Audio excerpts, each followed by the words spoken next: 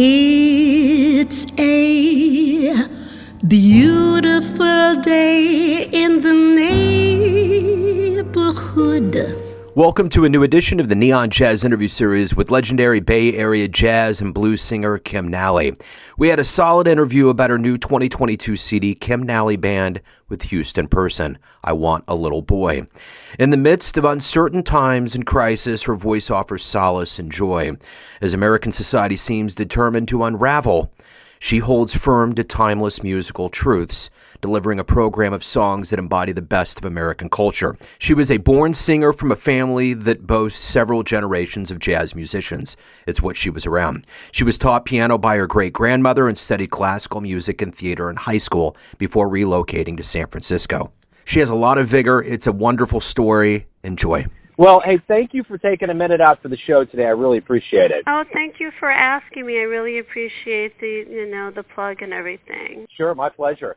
So, your brand new album with Houston Person, I Want a Little Boy, is, of course, a wonderful album, and it's coming out during a time where the world is starting to wake up, live gigs.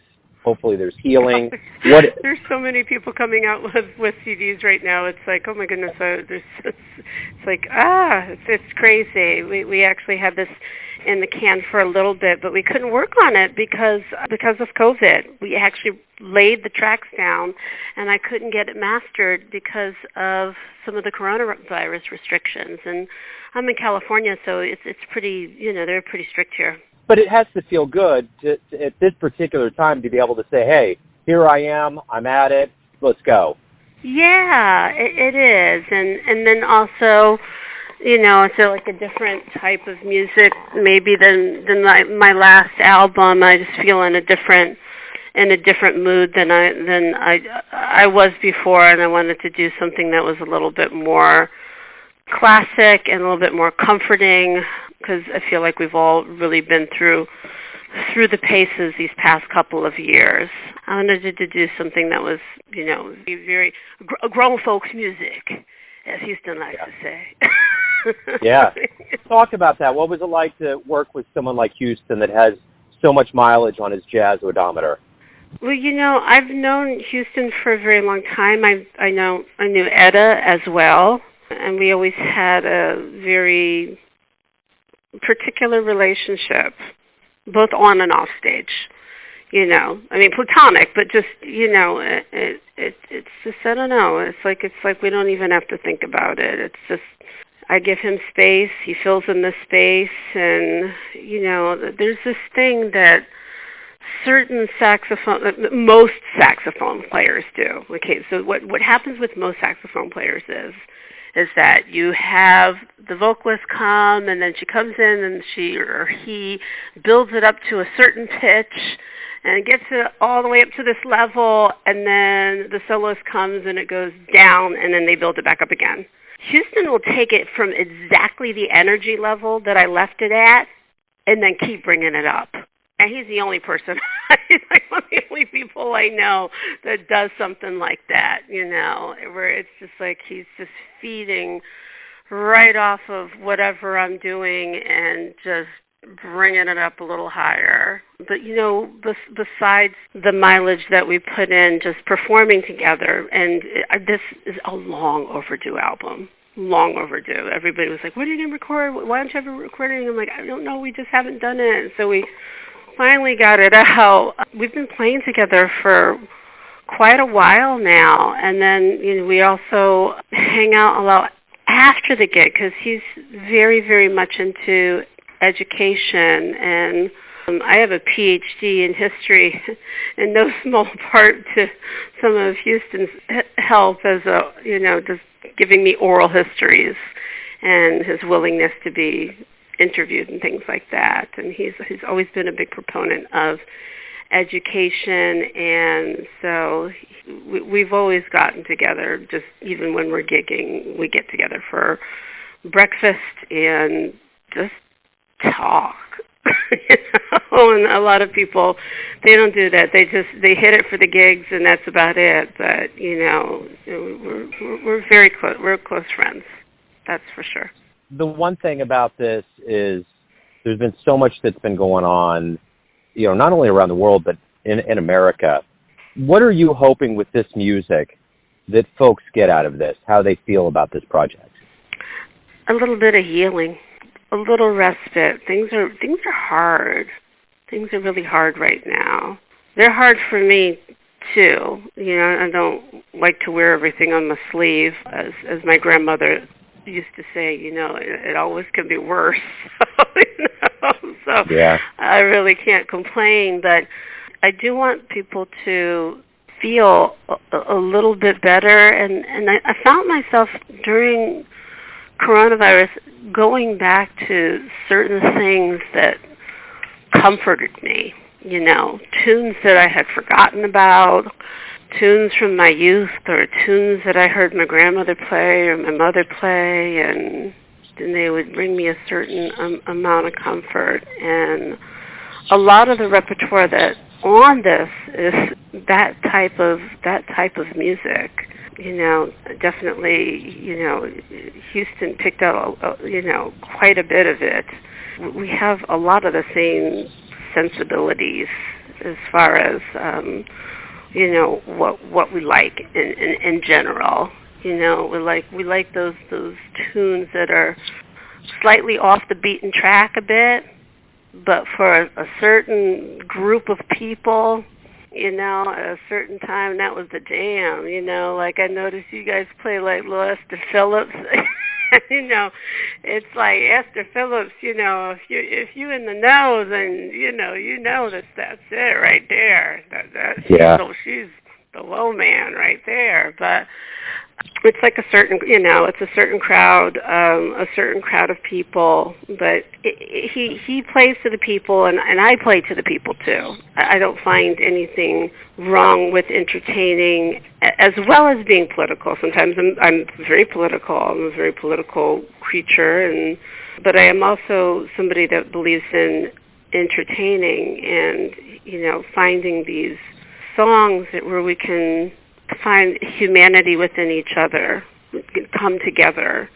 And sometimes they're really weird things. Like I remember one time we were doing some gig in Texas, and this was back when Richard Wyans was still alive. Oh my gosh, he was such a great piano player. And we're doing this gig, and then all of a sudden I called the Tennessee Waltz. He's like, "What? You calling the Tennessee Waltz?" I called the Tennessee Waltz, and everybody just jumped out of their chairs like Jack in the Box. And, we did a wonderful like jazz waltz of Tennessee Waltz, and it's something that most jazz musicians probably wouldn't call that. There's some that would, but we call different things. I remember we were playing at a blues club, and I mean this is not just a blues club. This is like a Chitlin Circuit blues club, and he started playing for his instrumental People. The Barbra Streisand tune, People. And the club owner had tears in his eyes. He goes, "The other people that play here, they're just musicians. This is art. We do what we want to do when we want to do it, and sometimes it's a little bit, eclectic, but it's stuff that touches them in certain ways. Or like, oh, Elvis tune even. It's really weird. It doesn't matter what tune you do. It matters how you do it. And if we can touch people's heart in some type of way, if we can make them feel happy, if we can remind them of, I don't know, their dad putting them in the bed one night or something like that. That's kind of, that's kind of what we're going for right now, on this particular album. I think in the trajectory of albums that I've done, this is what I needed, but I felt like it's kind of what the soul of the country needed too as well. And beyond, I haven't been touring internationally in a while because of coronavirus, and then I have a 6-year-old and a 10-year-old that has cramped my touring style considerably. It's not from lack of gigs. It's I could be gigging every night if I wanted to, but I really wanted to be a mother as long as they wanted to spend time with me, because it'll be blink and they're not going to want to spend time with me anymore. So I might as well get get them in while I can get all those huggies in, and when they want to hang out with their friends all the time, then I can do some more touring again. There's no rush. You know, you have been called, you know, you're legendary in the San Francisco Bay Area. Talk to me a little bit about growing up. Were you born and raised in the Bay Area? No, I wasn't. My folks are mostly from the Northeast. I've got a couple of generations of jazz musicians inside of my family.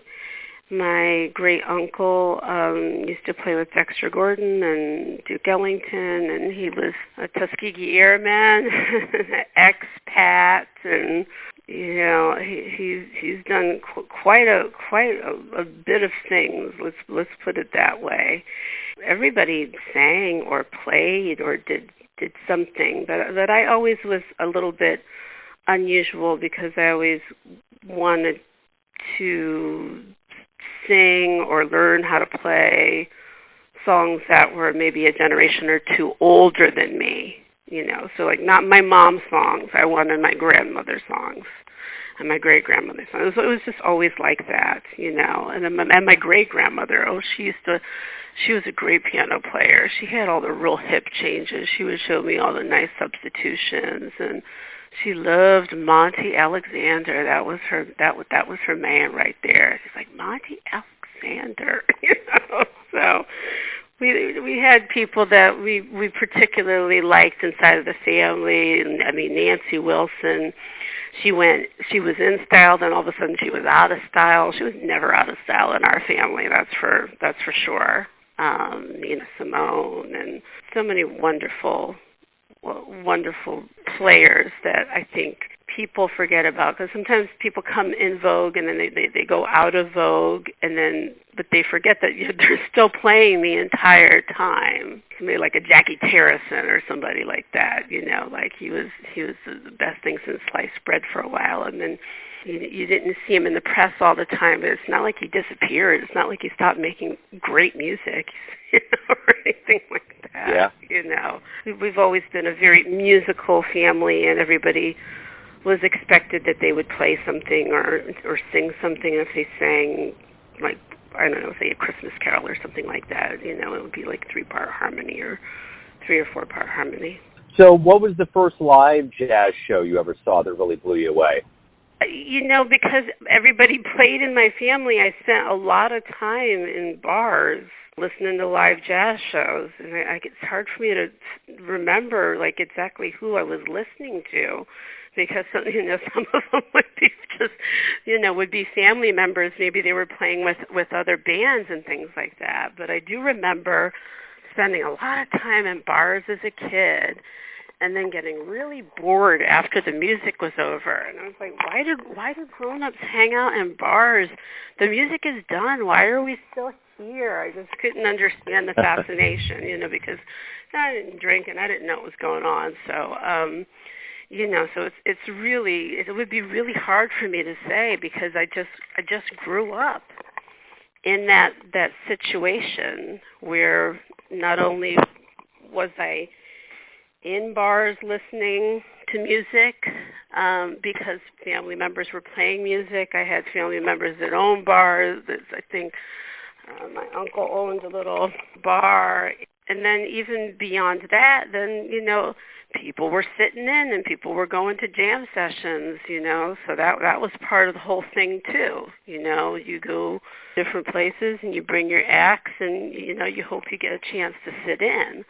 I always consider myself somebody who is more, I mean, I studied, but I feel like I'm more jam session trained. I'm more trained by my elders than anything else, you know, where you carry their equipment, and you drive them around and do all this stuff, and then and wait for them to dispense a little nugget of wisdom on you. When you've mastered that little nugget, then they'll give you another little nugget, you know, but not before then. You know, that's more the tradition that, you know, that I came out of, you know. I mean, there weren't really like jazz schools or anything like that. You know, Sounds like the school that you went to, so to speak, was actually in the club, was actually seeing this. What were some really good pieces of advice that you got that's really reverberated in you up to today that you remember? Some of the things that I remember is, okay, all right, baby girl, you gonna start off. You gonna do this. You gonna do a ballad, and you gonna do my funny Valentine because everybody knows my funny Valentine. And you gonna do it in A minor, and I know that's not your key, but that's the key that they know it is. So that's that you're going to do it in, because if they sound good, then you're going to sound good, and then you're going to kill it, you're going to slay it, because I know you slay it, because you know it, and you're going to lay all that stuff on them, you're going to lay that cannonball, you're going to lay that big George Coleman on them, and then they're going to ask you to do another, but you're a singer, they're only going to let you sing 2 tunes, and so next one, you call the blues, and you call one of them sax keys, you call E flat, or you call B flat, and then you lay some of that scat on them, so I had some definite lessons that were going on, and then certain things like the gig is not over until the last person has been spoken to and the last hand has been shook. Nowadays, the last selfie has been taken, the last autograph has been signed. That's part of the gig. That is part of how things go. And, maybe that's not like it for some people. Maybe some people don't feel like that and are more offish. That's not how I was raised. That's for sure. And that you respected your elders. You talked back to the to the musicians on stage and give them some love. We didn't listen to music quietly. That's a really weird thing when I go to clubs and it's like really, really, really quiet. And I'm just like, wow, nobody's saying anything. It's kind of like the gentrification of jazz, and usually you'll go to like one of my gigs and there'll be like some old guys dressed up in these colorful suits, like those Nigerian dandies that are wearing like lavender and yellow striped suits, and they're yelling, they're like, that's right. Play it like a T.I. tip. Yeah. Don't hurt yourself, honey. Right. And that's my scene. That's really my scene. And if I really need to, impress somebody with my vocalese, I'll drag something out that shows that that yes, I too can write vocalese to Horace Silver tunes, or yes, I can scat or anthology or whatever. Yes, I can scat, a damn-ass good bass solo. But, it's not about showing off. That's the important thing. It's not about showing everybody how good you are all the time. It's about making people feel a certain way, and at least for me. I have different goals inside of their art and what they want to do and how they want to make people feel. And I want people to feel good.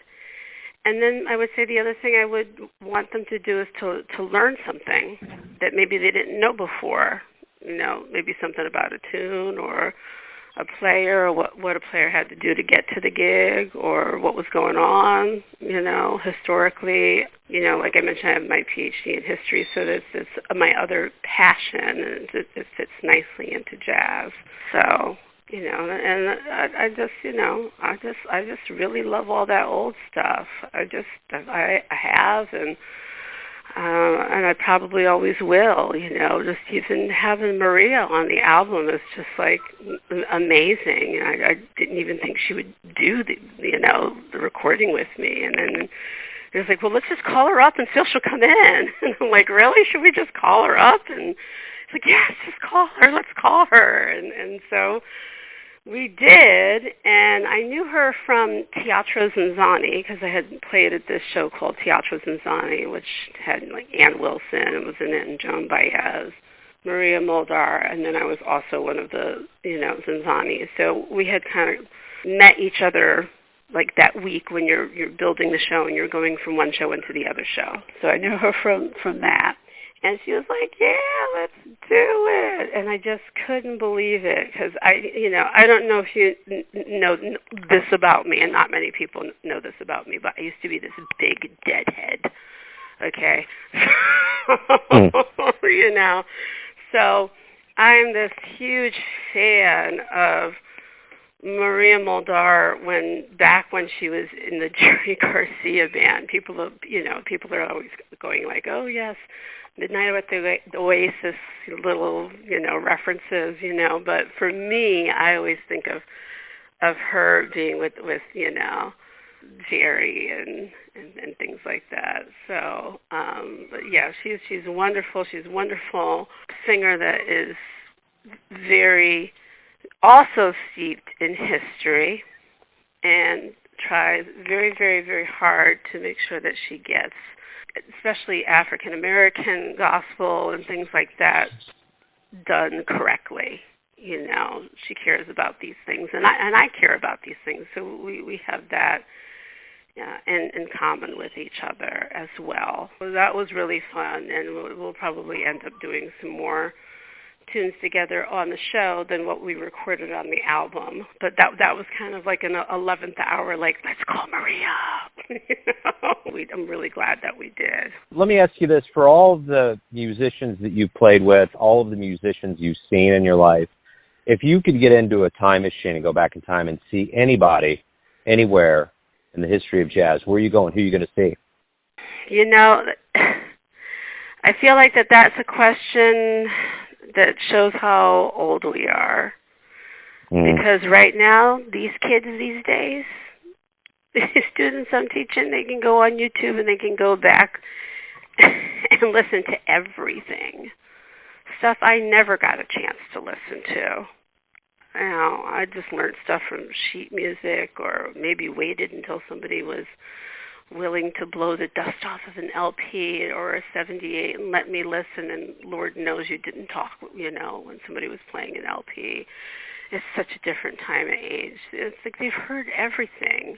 I really can't think of having any kind of connection for the piano player deeper than the one I have with my piano player I have now, Tammy Hall. She's my sister. She's my friend. She's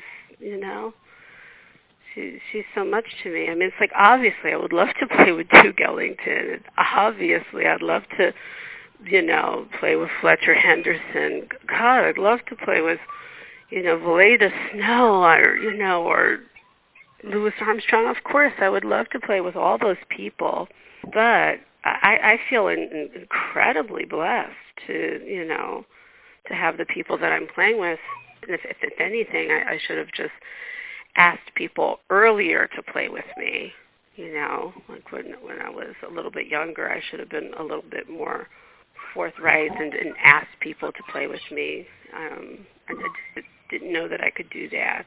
It's always a hard one, and especially when you're talking to somebody who does African American history, because when you go back in time, you get all this wonderful music, but you also have to deal with a bunch of this, I'm not going to say any explicatives because we're, on radio or anything, but the gig isn't just what's on the bandstand. You got to get to the gig. And what door do you use to get to the gig? And what happens to you outside the gig?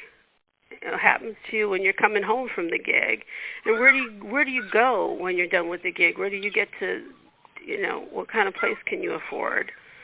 All of these things are very relevant concerns. I would think very, very hard about intentionally wishing myself back to Jim Crow. Just,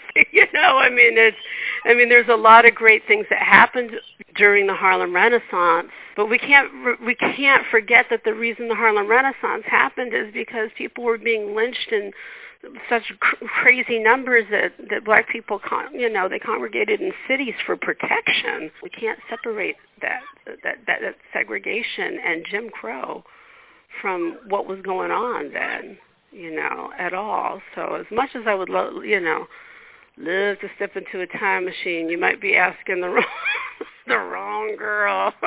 I get it. I'm glad you threw that spin on it for sure. So let me ask you this. Everyone has a perception of you, your family, your friends, your fans, but ultimately you live your life. You have a perception of yourself. Who do you think you are? I think that I am a very intelligent woman with a high EQ and a high IQ who's very hardworking, who came from nothing and grew up in the projects from a single mother during the height of the crack epidemic and made something out of herself. That's what I think. One last question, as we do return to live music, what do you hope we all realize about the power of live music that we've been away from for a while? That you're not going to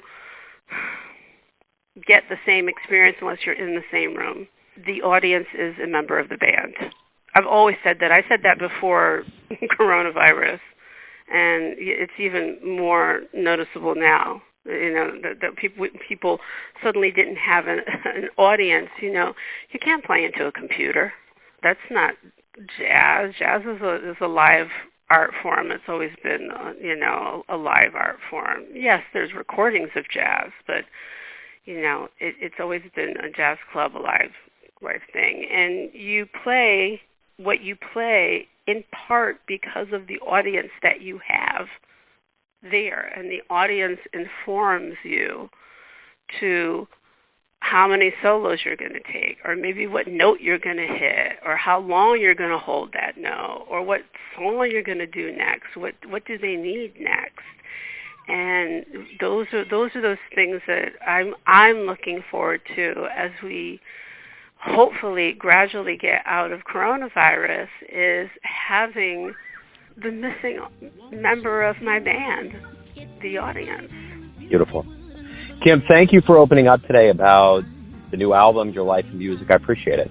Thank you so much for asking me. You take care. Thanks for listening and tuning in to another Neon Jazz interview, where we give you a bit of insight into the finest players and singers in San Francisco, Kansas City, and spots all over the globe, giving fans all that jazz. Thanks to Kim for her time, energy, and cool. If you want to hear more interviews, go to Famous Interviews with Joe Domino in the iTunes Store. Visit neonjazz at youtube.com, and for everything Neon Jazz, go to the neonjazz.blogspot.com. And finally, for everything Joe Domino related, go to joedomino.com, and if you feel like it, you can donate a few bucks to the Neon Jazz cause. Until next time, enjoy the jazz, my friends. Hi, neighbor.